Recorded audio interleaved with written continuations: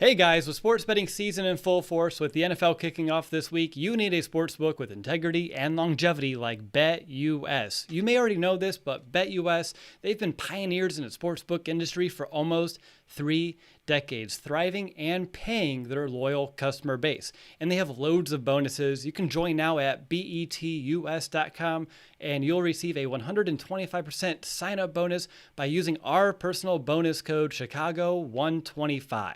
They have re-upped and referral bonuses also, and BetUS is known as America's favorite sports book for a lot of reasons. BetUS has all of your NFL games with team and player props and loads of NFL futures and odds. You can bet on college football games, PGA golf, UFC matches, and more.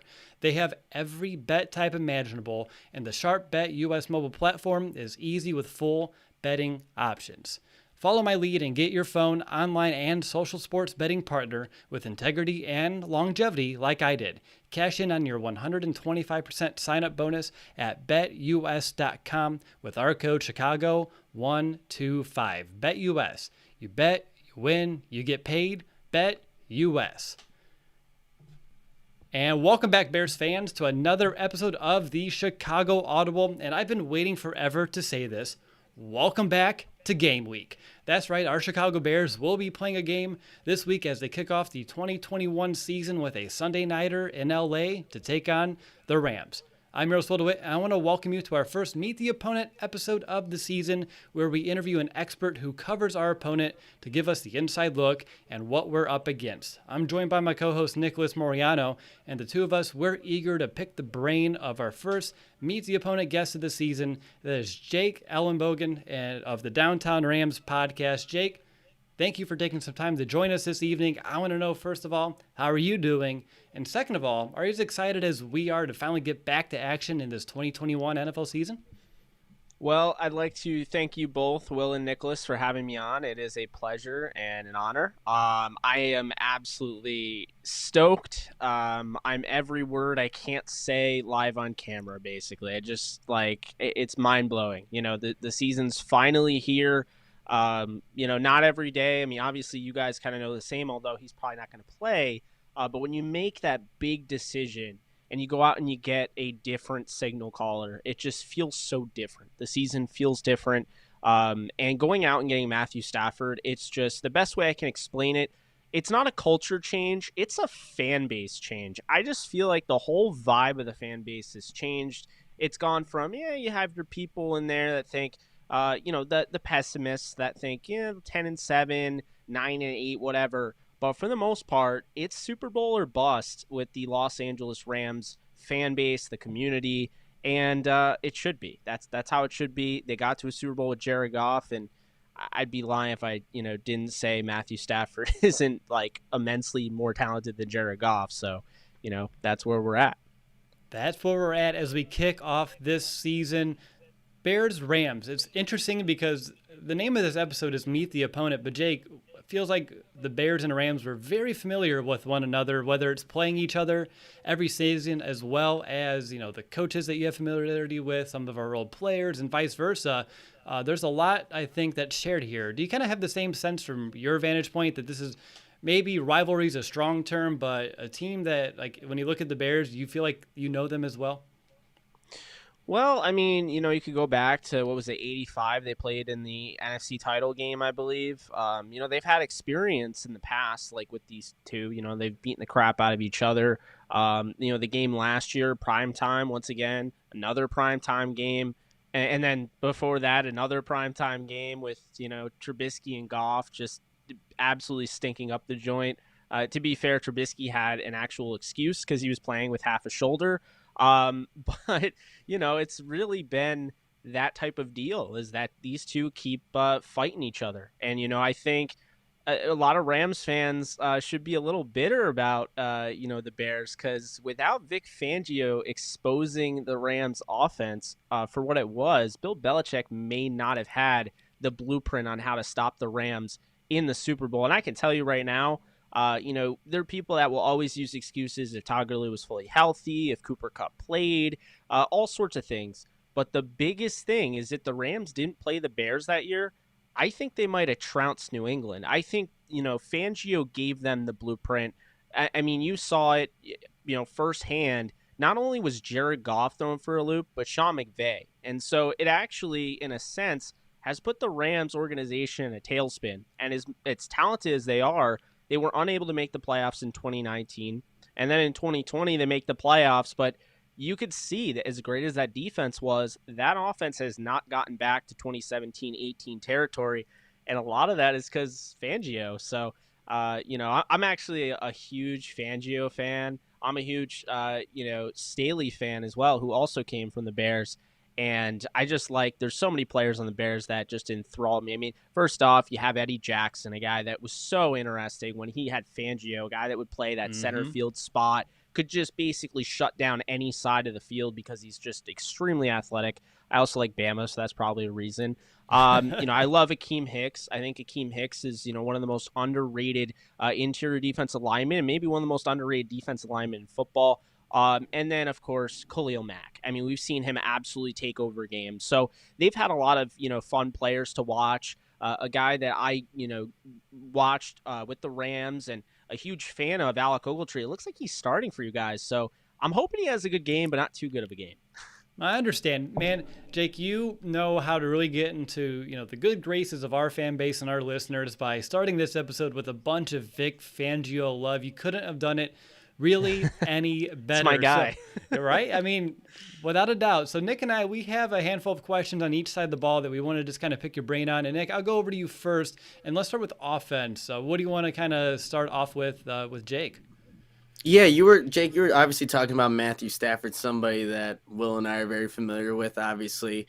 But this may be a simple question, but maybe a complicated answer. Last season, Sean McVay's offense didn't look quite like, it had been in the past years. So does just adding Matthew Stafford solve all of the Rams' offensive problems? Or not problems, but just solve everything for the Rams?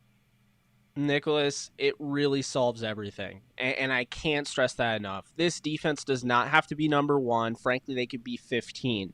The thing is that people don't understand, and that I don't feel like mainstream media is doing enough to really let people understand. Sean McVay was severely, I'm talking a little bit limited. Okay, we can't call that because fine. No, he was severely limited in LA the last season with Goff, to the point where, you have Robert Woods and Cooper Kupp over the last 2 years. They are leading the league in yards after the catch. Now, they are phenomenal after the catch, but the reason they have that lead, and the reason the only one that's even close is Devontae Adams over the last 2 years, is because it's been dinking and dunking. It's been, let's get Goff comfortable. Let's keep Goff comfortable. We're stuck with Jared Goff.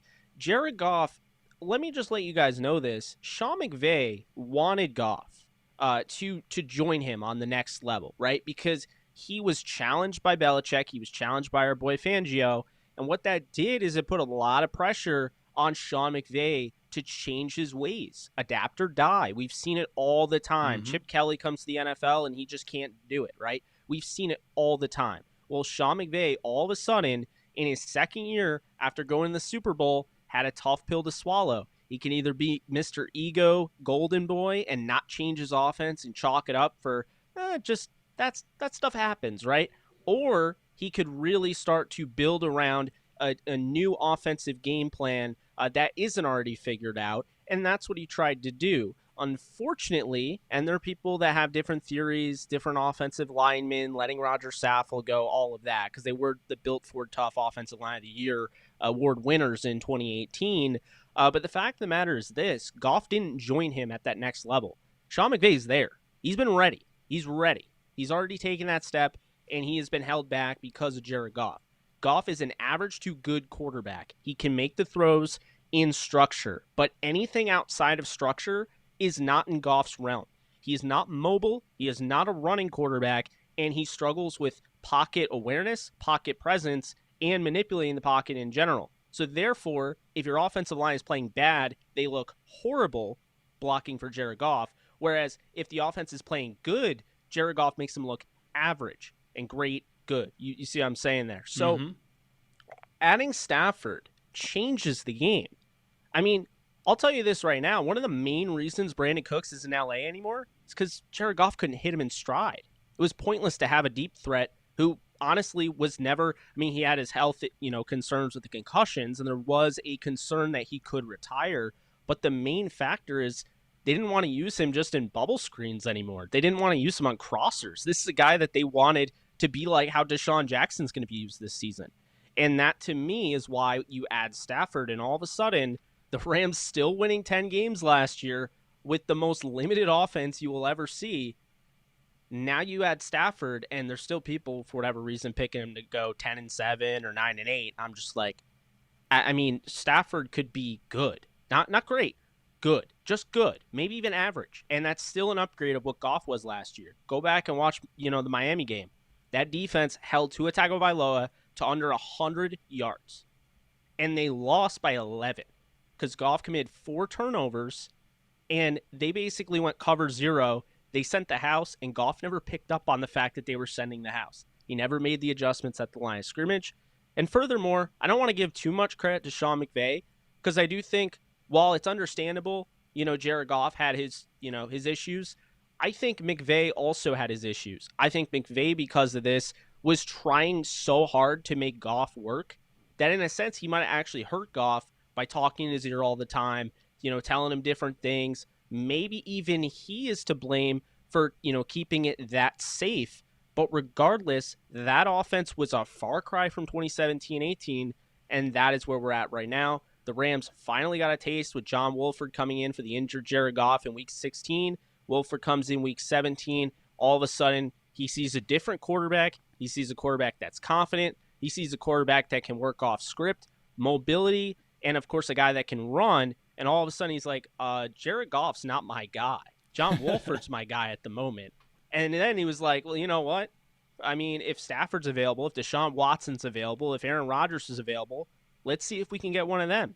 And sure enough, they were able to get Matthew Stafford. And I think that's, a match made in heaven, to be honest with you. I've been a huge Stafford fan, full disclosure, for years. It's not just that he's on the Rams.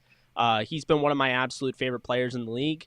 And he's somebody that I think people fall for the Thanksgiving syndrome, where they just watched him on Thanksgiving, and they saw the result. They remember him losing, and that's all they think about. But, there's a lot of context that needs to be added. And you look at those playoff games. I mean, you guys know Stafford's first playoff game, 4 touchdowns. His first ever playoff game, 4 touchdowns. But his defense gives up 45 points against the Saints. His second playoff game, there's a rough call at the end. You could argue either way. They lose a tough game there. And then the third playoff game, what more can I say? They go to Seattle, tough place to play, and Zach Zenner's his freaking running back. So, yeah, I mean, it's it kind of was it's a little hard on Stafford. And when people act like it's like a Tony Romo can't play in the postseason thing, it's not. You go back, you watch the film, he can play. It's not a clutch factor. If he was 0-3 and clearly he was the root cause, fine. But this is somebody that's known for having to come back from behind. He, I believe, leads the league over the last decade in come from behind wins and fourth quarter comebacks. And that's because his team hasn't been very good. Furthermore, you look at the weapons, they don't really create the separation that the Rams have.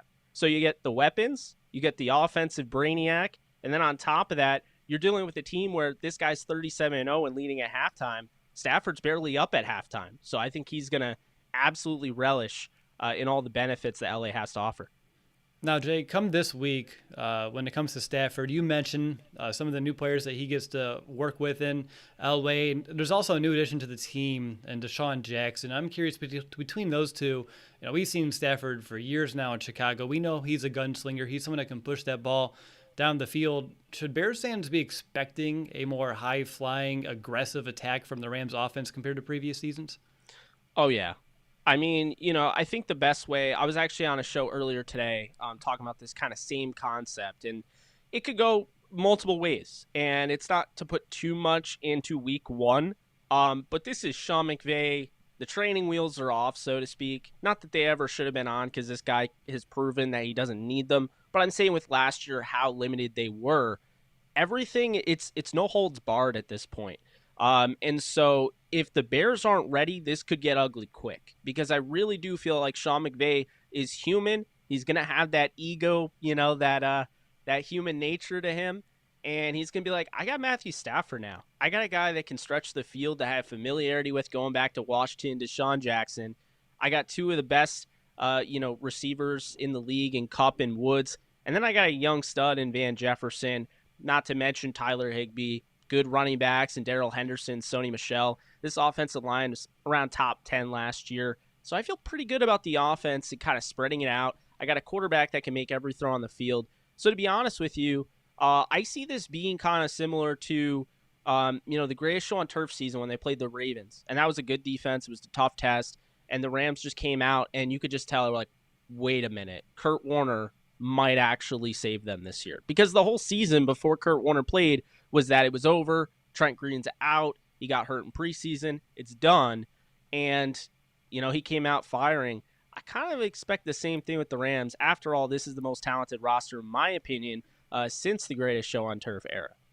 All right, let's look into this backfield. I saw it was reported earlier today that running back Sony Michel's on track to play Sunday night after being traded to your team from the Patriots just a couple of weeks ago to kind of help the Rams replace the Cam Akers.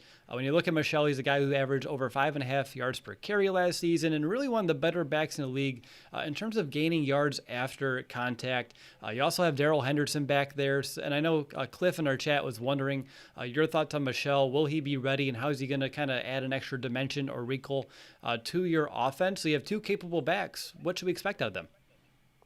Yeah, it's a great question. I mean, I think, first off, Darrell Henderson, it's his backfield. I know they added Sony Michel. I know a lot of people know that name. First-round pick, averaged 5.7 yards per carry last year. Honestly, he was going to have his best season last year, statistically. Here's the thing. Darrell Henderson, they trust. It's more about keeping Darrell Henderson healthy. And with the emergence of Jake Funk, that helped the rookie 7th-round pick out of Maryland. But he's coming off 2 ACL tears. And then, of course, you lose Xavier Jones in the last preseason game with an ankle. And then you lose, Raymond Calais for the season with plantar fasciitis. So it's ridiculous, what they've had to do. And so, losing Cam Akers early on, it's really been the Hendo show, so to speak. And he even had a thumb issue. And as soon as the thumb issue happened, they went out and traded for Sony Michel, who I kind of felt like that was who they were going to go with. I felt like he was the best on the market. Somebody that still has a lot of game to him, but Ramondre Stevenson was playing too well, and I thought he was going to push him out, and that's pretty much what he did. So Sony Michel is going to be an 8 to 12 touch a game type of guy, at least in my mind. We could see a completely different thing, but I don't think it's going to be just early on. I think this is going to be a 20-plus carry Hendo type of, or 20-plus touches Hendo type of season for him. Last year, let's break up the facts here. He was the most efficient runner for the Rams last year. He had the most touchdowns. He had the most broken tackles. He's only missed 4 games, and yet people always want to call him injury prone. You could look at their captain in the back end of their secondary, Jordan Fuller, who everyone loves, and obviously rightfully so, but he also missed 4 games last year and doesn't get that moniker. So it seems a little unfair, and there's a little bit of some, biasness. I don't think there's a lot of people bought into Darrell Henderson. He's not the most sexy option. He's not 6'1", 220-pound Todd Gurley running a 4.4, but this guy does have that speed. And he's very similar to a former St. Louis Ram running back in Trey Mason. Obviously that didn't work out for him mentally, but when he was at his best, people, will remember, the 52-0 game against the Raiders, he was a big proponent on that. So, I think Darrell Henderson is going to be the main guy. I don't really expect to see much of Jake Funk this season. I think it's going to be Henderson and Michel, and that's a really good luxury to have, because I thought Jake Funk had a great preseason, somebody that's going to be used more on special teams. But if you're looking fantasy-wise, I know a lot of people are hearing, I've seen it, like, well, Schefter said this. I don't think Schefter said for 100% sure that Sony Michel was going to start. I think he was kind of making a knee-jerk reaction to the news, and at the time, it wasn't known whether or not Henderson's, thumb was going to be serious or not. Right. So I look at it like this. Henderson and Michel will be ready, but Henderson has been in this offense, and he's the guy who's going to be getting the rock the majority of the time. So definitely, Henderson's worth a bigger ad, I would say, in fantasy. I'd say even going up to round 4. He even went in round 3 the other day. But if you're a fantasy football player and you're drafting, Sony Michel to be, a number 1 or a number 2 back, you might be overstepping a little bit. His value goes through the roof if Henderson gets hurt. And I think a lot of people are expecting that because of, he has gotten banged up a little bit. But make no mistake about it, if they both stay healthy, that's going to be a 1-2 punch. But Henderson's going to be the majority leader in that backfield. It's funny, Jake. I actually have Michelle on my fantasy team. I probably drafted him a little too early. Should have heard your advice earlier. But I want to know, you do have Brian Allen as the starting center for this season, someone that's played before, has dealt through some injuries. How are you feeling about him as a starter? There's a new center there, new quarterback there. How are you kind of feeling about that? Yeah, great question. Brian Allen is a very interesting one. I have a weird relationship with Allen. Allen is somebody they drafted in the 4th round in the 2018 draft, and I hated that pick like more than life itself. Just absolutely hated it. Thought he got absolutely bodied at Michigan State. I didn't think he was big enough to play the position, and drafting him in the 4th round, I expected him to start. I knew he wasn't going to start because they had John Sullivan.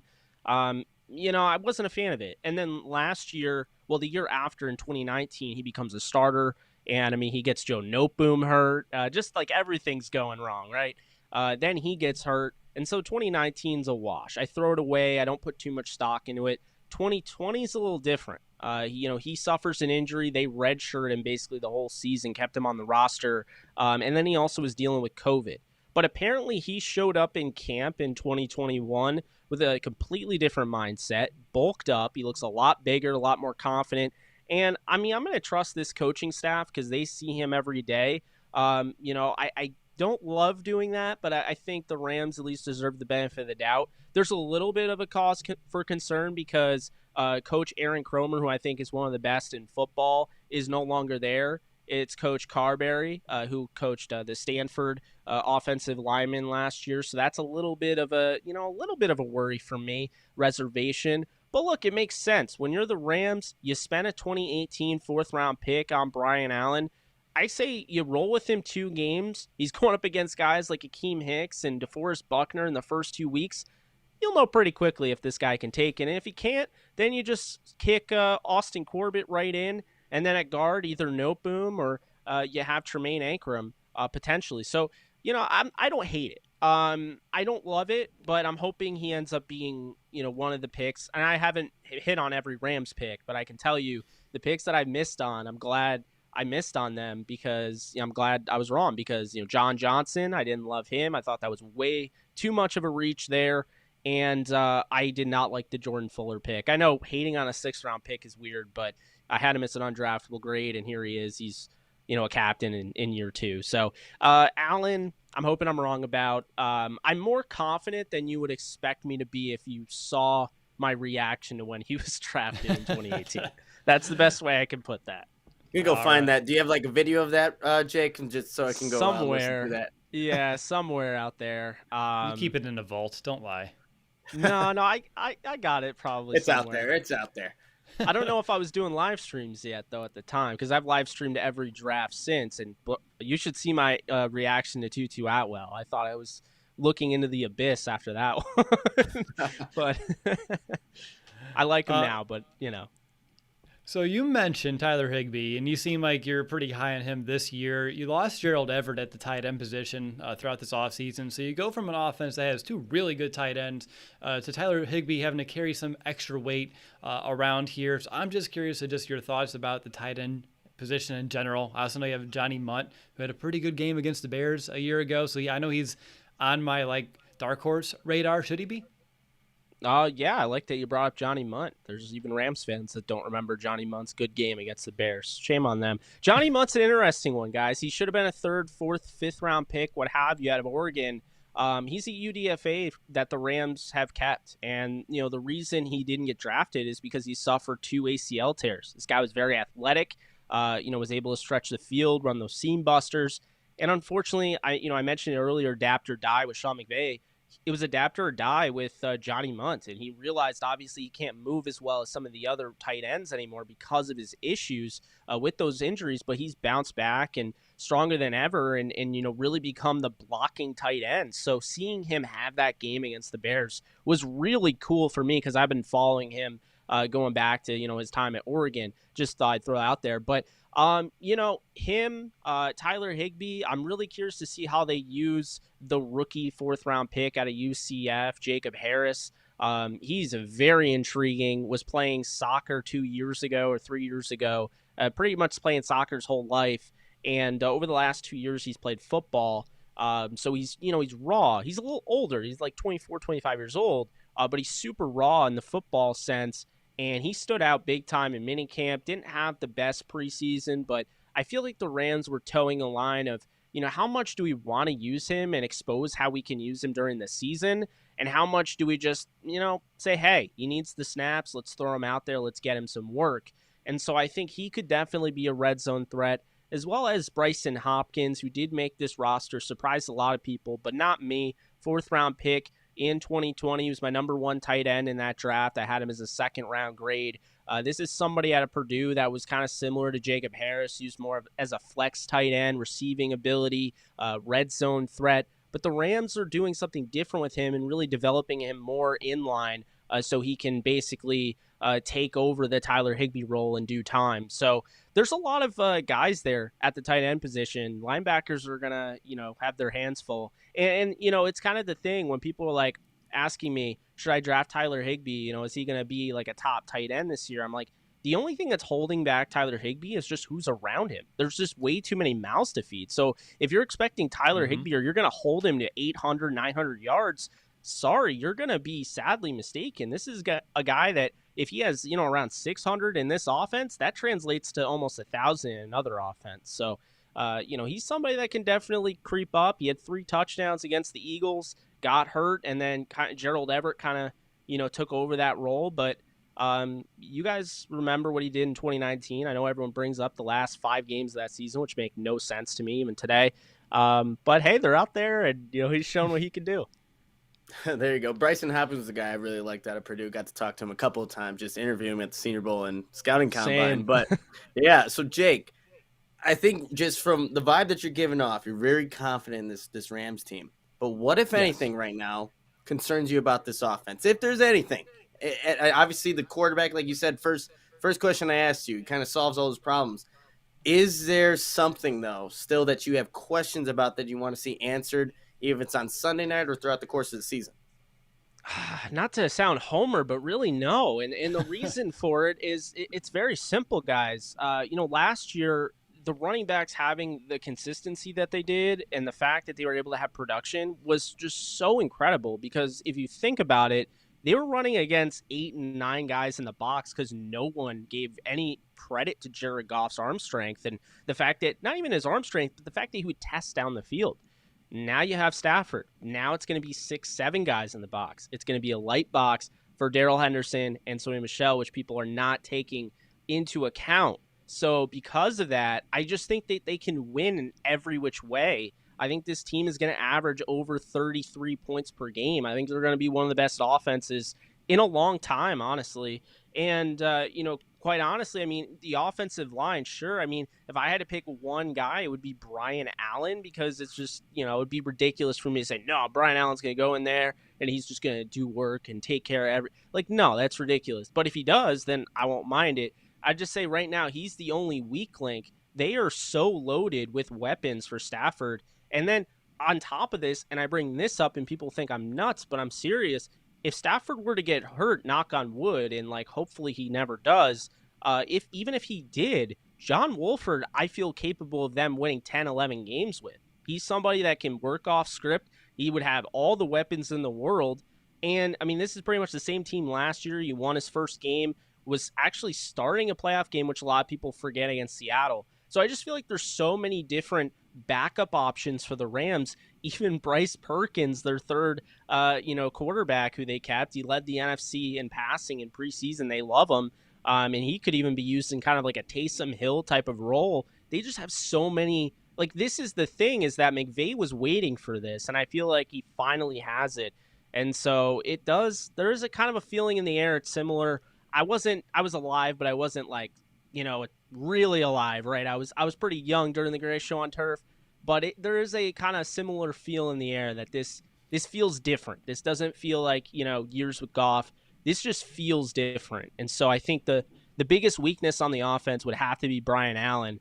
But if that's your biggest weakness and he comes out and he just does work, then really the only thing after that is just you pray everyone stays healthy. But if you don't do that every year, then you're insane. So Jake, really good stuff about this Rams offense, a unit that obviously you're confident in. The Bears defense has a pretty tall order in front of them on Sunday night. Let's transition, though, to this Rams defense now that was the number one ranked defense in the NFL last year. And Nick, I think you have a question to kind of kick this off. Yeah, so Jake, obviously the Rams, very good on defense. And they're number one in many statistical categories. But similar to what the Bears kind of experienced in 2018, you lose that D coordinator. Things kind of don't, you're not number one in a lot of categories the very next year. So my question for you is, what are your thoughts about defensive coordinator Raheem Morris? How are you feeling about what he's going to still add to this defense with the guys that they still have? He has some weird stat where like he's the only coach in NFL history, something like that. I don't remember exactly, so don't quote me on it, but it's like the only coach in NFL history to win 10 games with a brand new starting 22 when he was the coach in Tampa. This is somebody that has been a proven winner out of literally nowhere, out of thin air, and I feel like he got a bad rap in Tampa. But you know what I love about Raheem Morris? He's had both defensive experience and offensive. He was a receivers coach for the Falcons, DB's coach, defensive coordinator, interim head coach. Watch that team at the end of last year. Tell me they didn't look like they were fighting for something way more than they did when Dan Quinn was the head coach.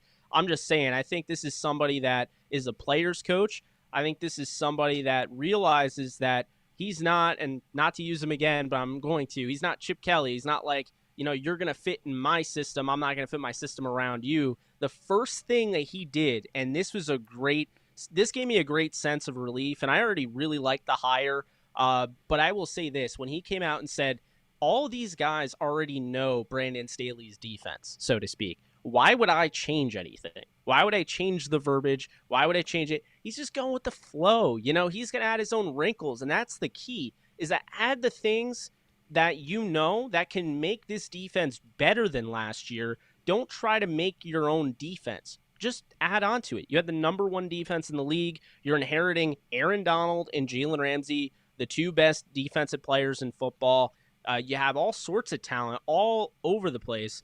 I mean, there's no point to, reinventing the wheel. What I do like is he has that experience with the Tampa 2. So those wrinkles I do think will help. Plus, I've been hearing, the way that they'll use, Jalen Ramsey is going to be like, where's Waldo, so to speak. He'll be all over the field.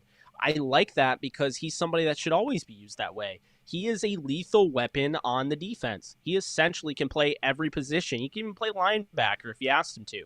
So athletic, sound tackler, always trying to, first off, make sure he has the tackle textbook, doesn't get in any of those helmet-to-helmet issues or anything like that, just sound tackler. And then once he has the tackle, he's going to try and punch it out. He's got such a great demeanor. I had Bryce Perkins on our show about a few weeks ago, and he just flat out said, look, this is a guy that every single practice he goes 100 in. And that's the thing. That's just, it shows you what Jalen Ramsey is, why he's the best.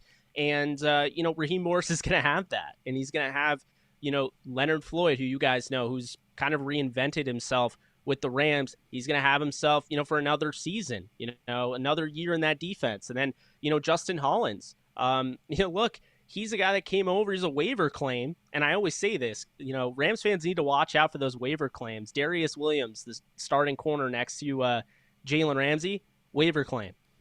They go out and get these guys that like are another team's trash and they become treasure. And so, Justin Hollins goes from, he has some familiarity with Fangio and, worked with Brandon Staley for a year, but he's going to be a depth piece to now he's starting, and so that's the thing there.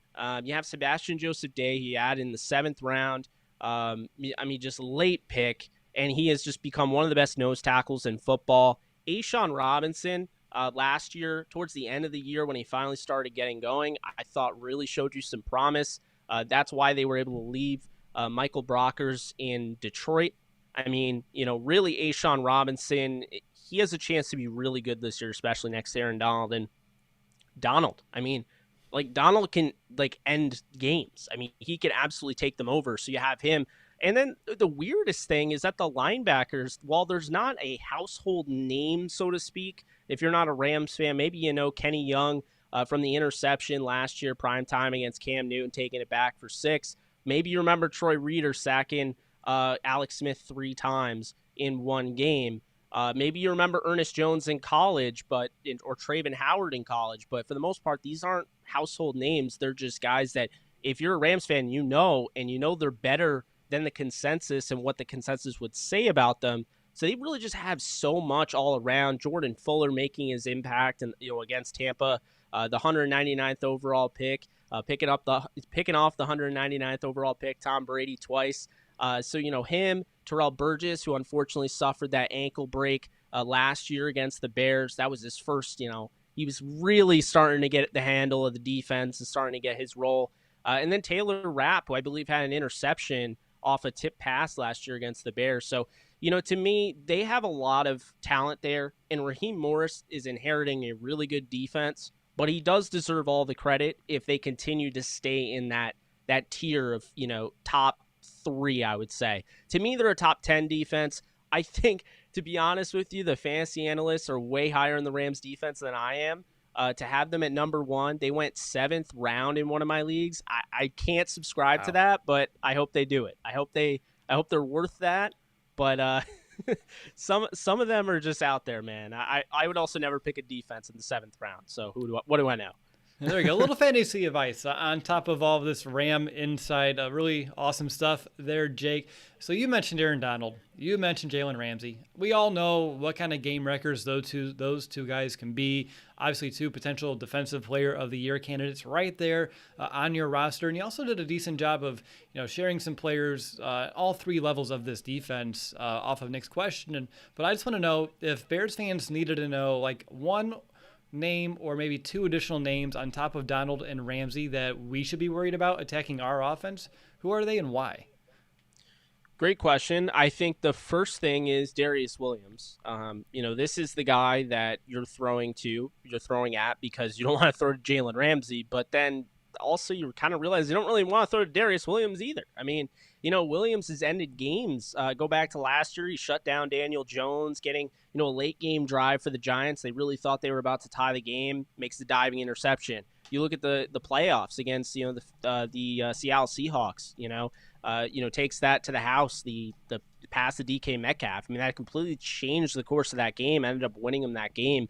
He is that ball hawking playmaker that you want to have. I always compare, and Jets fans hate me for it, but I don't really care, frankly.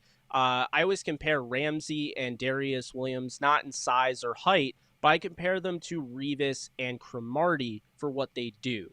Revis was on an island. Jalen can be on an island, but the other guy is going to reap the rewards in the stat column, and that was Cromartie, and this is Darius Williams. So Darius Williams, first and foremost, is a guy you want to know. I don't have to tell you about Leonard Floyd. You guys kind of saw him last year in his reinvented Do you like him in LA, by the way? Leonard Floyd? Yeah. I think the thing that I like the most about him, because I initially hated the idea of letting Corey Littleton go to sign him, because initially we were told that he was going to be an inside linebacker, which I thought was stupid. So I'm glad that he's not. Yeah, that would have been dumb. But Leonard Floyd, watching, and with all due respect, I appreciate their contributions to the team, but watching Dante Fowler and Clay Matthews and Connor Barwin the last 3-4 seasons try to set the edge, and then watching Leonard Floyd do it, I'm like, oh my God, Leonard Floyd is a breath of fresh air, man. He is so good against the run. And then just pretty much that's how I took it the whole season. I'm like, anything he does as a pass rusher is just icing on the cake, because I just want him just to set the edge. They would lose so many of those matchups because those guys simply could not stop the run. And so it's not a shock. As soon as Leonard Floyd comes in there, you can't even run to his side. So I do really enjoy him for sure. Okay, I just had to know. You mentioned him. Sorry to get you sidetracked and a little bit off topic, but you mentioned Leonard Floyd a couple of times. I'm like, no, I got to know, how's he received over there after a year in that new contract that he got as well, and I'm glad he got himself a long-term deal. Yeah, I would say, to answer your question, though, because you said 2, so I would say Darius Williams 1, and then I would say 2, I'm going to say Terrell Burgess. Okay. I know it's weird for him, 3rd-round pick, Utah, He broke his ankle. He ended his season last year at SoFi against the Bears, and now he's back, and it's like deja vu. It's like, hey, you're playing the Bears on primetime again, no less. But look, this is somebody that's going to be used all over the field. He can play free safety, strong safety, nickel. They love him. He's the one really that stood out for scouts in the USC game, had a huge interception, showed incredible ball skills, and obviously those instincts that are just not coachable. And so I think the Rams are going to use him all over the secondary. I don't even know how they're going to use him, to be honest with you, because it sounds to me like he might end up being the nickel guy. They'll rotate in and out. They got 4 deep at safety. You could argue 5 and even 6. Their safeties are incredible. So to me, I think I would say Burgess and I would say Darius Williams are the guys that you definitely want to keep in mind, because number 26, I mean, he may not be Fuller and he may not be rap known, but his potential is way higher than those two, in my opinion. And Jake, just quick question about the Rams defensive line. You guys traded away Michael Brockers, a captain for the team, someone that was consistent, and then also Morgan Fox, who had a career year last year. How are you feeling about the Rams defensive line and what they're capable of doing, the guys that they have? I know you mentioned A'Shawn Robinson, the guy that's obviously going to be more intertwined to defensive line rotations, but how are you feeling about that unit?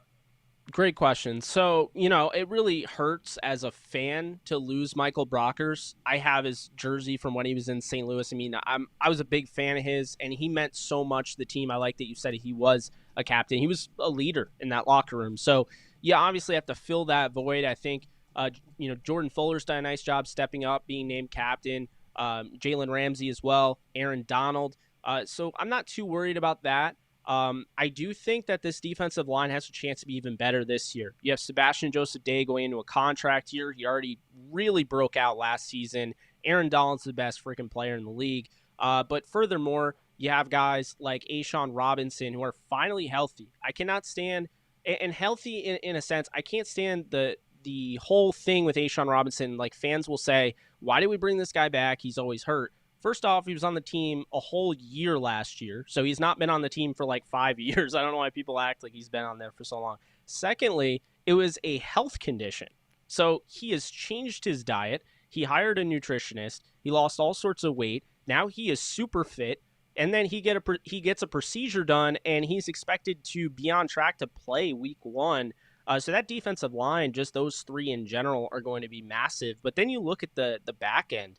They're able to keep Michael Hoyt, somebody that really blew up in preseason, just has outstanding measurables. He's going to replace that Morgan Fox hybrid edge role that, he had like 5 or 6 sacks last year. It was definitely a productive, again, a UDFA that comes out of nowhere. They also kept Jonah Williams as well, somebody that had a really good camp, did really well against the Cowboys in the joint practice, stood out pretty much every play he was in. But big here is the fact Greg Gaines and Bobby Brown are the next guys up. Bobby Brown's a 4th-round pick they love. He's only 21 years old. He's the future. But Greg Gaines is somebody that would be starting on the majority of teams in this league. And so there's a lot of people that don't realize how good he was. But you go back to college, I think PFF had a graphic. He was ahead of Quinnen Williams in pass rushing efficiency from the defensive line position. So this is somebody that was, making things happen at Washington. He's a very impressive player, and he just, quite honestly, hasn't gotten the opportunity. So I think he'll have a bigger role here as a rotational guy. Wouldn't have had it if, Brockers came back. But here's the big thing. They completely held Greg Gaines out of preseason. You don't do that if you don't expect this guy to have a significant role in the defense. And so their defensive line, they can hit you in so many different ways. They're going to be able to get Donald some rest. They're going to be able to get everybody rest. And that's the key here, is that they have a lot of guys that can fill a lot of roles. And I feel like because of that, this defensive line's better than last year. All right, Nick, did you want to ask one final question for this defense? And Jake, if you don't have an answer because there is nobody, I'll ask the question first. When you look at this Bears offense, is there a player that you believe the Rams just need to keep in check for them to be successful? If you say nobody, that's perfectly fine. But is there just somebody that's maybe not Allen Robinson, or is that the guy? Well, I think, you have to look at Darnell Mooney. I think he's definitely a good player. And, we're not going to get into the highlight. We're not going to get reel into it, crap, yes. We know, yeah. You know what I mean. He's a very talented player. He deserves the credit. I believe he was a 3rd-round pick or 5th-round pick. I don't even remember, but definitely really liked him coming out. But a guy that I'm really curious about, and how they'll use him, and I've heard different things, is that maybe they'll use him in packages and whatnot, is my guy Justin Fields. He was my QB2. I think he's phenomenal. I think he should be starting right away, but I'm also a baptism by fire guy. I don't think you pick a quarterback in the 1st round and you don't play him. And I also think that this narrative out there that they shouldn't play him against the Rams, that's a really bad precedent for a young quarterback. Like, hey, we love you, but you can't beat the Rams. Well, what kind of confidence are you, instilling in a young quarterback like that? So to me, I've been clowning Andy Dalton since he came in the league, to be honest with you. I've never been a fan of his. And Steve Weiss gave me some crap for that, but either way, Justin Fields should be starting this game. I think Sean McVay knows that, and Sean McVay's game planning for Justin Fields to be a part of it. That's the guy, because and I hate to be this guy, but Andy Dalton's not beating the Rams. Okay. Justin Fields, you don't know if he could beat the Rams, because while they have experience going against these guys, they have, of course, Wolford and Perkins to help emulate the type of game that you would see from a Justin Fields in practice. They've gone against Russell Wilson, Kyler Murray, Colin Kaepernick, those type of quarterbacks, right? The thing is, though, with Justin Fields, is that you just don't know. This guy, it's week 1, it's prime time. Everyone's so worried about what bad thing could happen to him. But what if he comes out and balls out and he creates this whole... I mean, he would... right now, I feel like fans are kind of like, the Bears could make the playoffs. But right now, I don't feel like super confident. I just kind of feel like, yeah, we're there. We have, a competitive roster. We'll be in games. But Andy Dalton doesn't make me feel comfortable. If Justin Fields came out, upset the Rams, it would change the entire season for the Bears. And so I don't understand why he wouldn't... And honestly, furthermore... this idea of using him in sub packages also makes no sense, because that would put him in more danger. Isn't it the whole point is that you don't want him to be in danger against the Rams defense, but yet you're going to trot him out there in sub packages so he's put in less athletic positions, say he's catching a football, say they use him as a receiver, and you put him in a weird position where he tears his Achilles. Like, this is my point. And this is why I feel like, the Bears... I would have a lot more respect for Nagy if he just bit the bullet and played Fields. And there are Rams fans that are literally like, good, I don't want him to play because I'm terrified of him. I saw him at Ohio State. I saw his toughness. I saw him take that big shot against Clemson. But you know what? They beat Clemson. And he went to the national title game and lost. But that team got there because of Justin Fields. So that's the guy. If they play Justin Fields, it's a completely different game. Completely different. If they play Andy Dalton, I think they're going to be punting a lot. Well, I don't think we're going to see Justin out there all too much, if at all, unfortunately for us. And maybe for you too if you want to watch him play. Real quick, Jake, I was curious if you had any thoughts that you wanted to share about our new punt returner, Nsimba Webster, since he did the same thing for you guys. Simba is such a great dude. Had him on early on in his career, had him on the show. He gets a lot of crap from the fan base, and everyone's so glad he's gone. But I actually really liked him, and he was like a top 15 returner last year, according to stats. So right. I feel like people just kind of hate returners. I feel like people, especially our fan base, hates linebackers. Corey Littleton was like a top 5 linebacker, I think, his last season with the Rams, and people were still just trashing him. So, it's fan for a reason, fan fanatics. So, it's like, I get it, but I wish people, respected Nsimba a little bit. I'm rooting for him. I hope he does well. I hope he's the kick returner the rest of the year. He's a great guy, and he's coming from a program that, came out throughout Cooper Kupp and Samson Ebukam and, Kendrick Bourne. I'm talking about Eastern Washington, of course.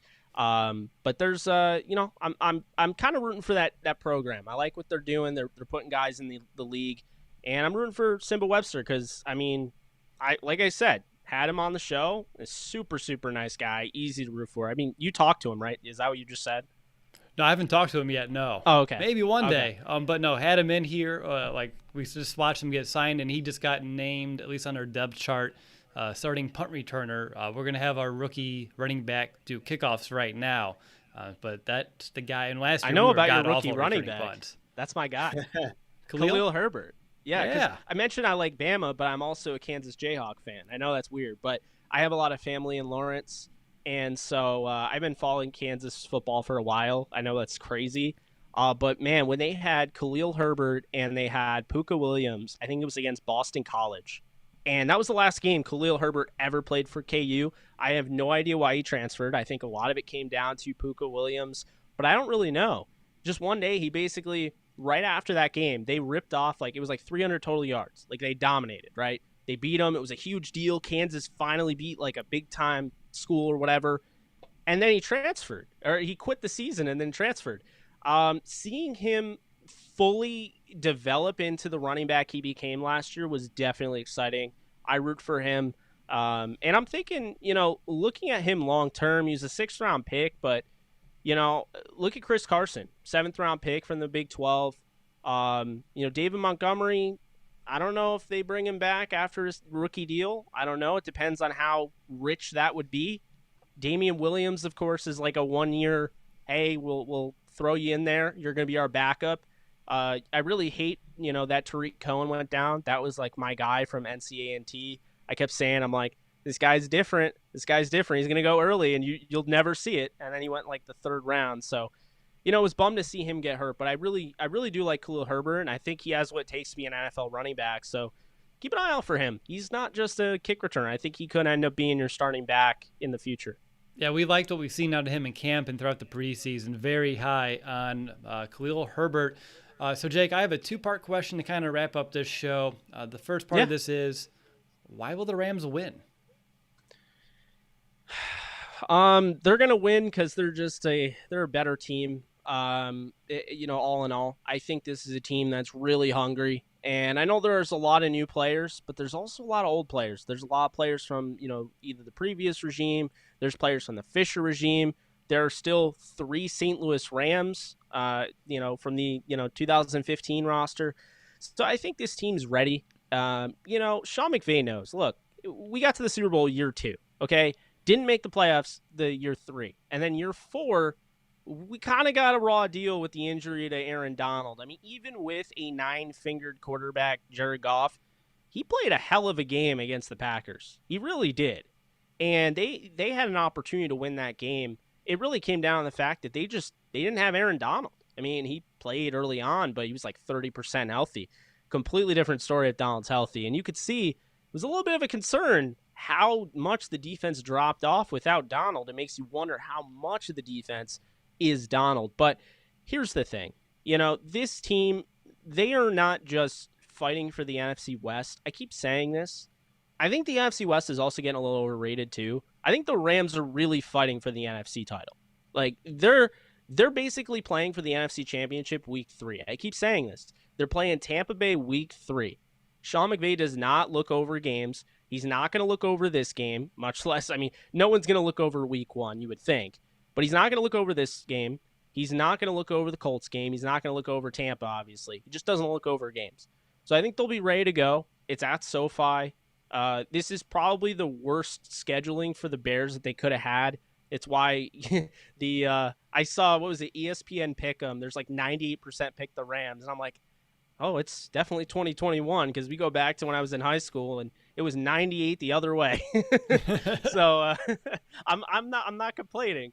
But I do feel like the Bears drew probably the toughest matchup they could have drawn, going up against a team that's going to open up. It's the fan debut. They opened SoFi up with the fans week 1, brand new quarterback.